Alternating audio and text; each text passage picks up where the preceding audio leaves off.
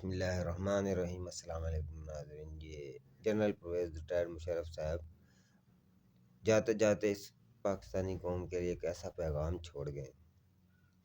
آپ غور کریں کہ کیسا پیغام جاتے جاتے دے گئے۔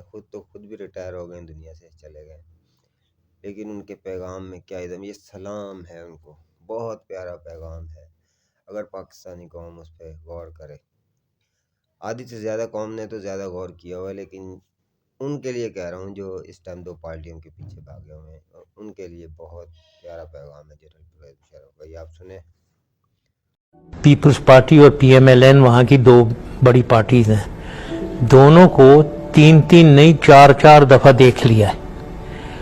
اب ان کو اگر آپ نے دوبارہ ووٹ دے کر انہی سے گورن کروانا ہے تو پھر اللہ ہی حافظ ہے، یہی ہوگا جو میں نے بتایا آپ کو۔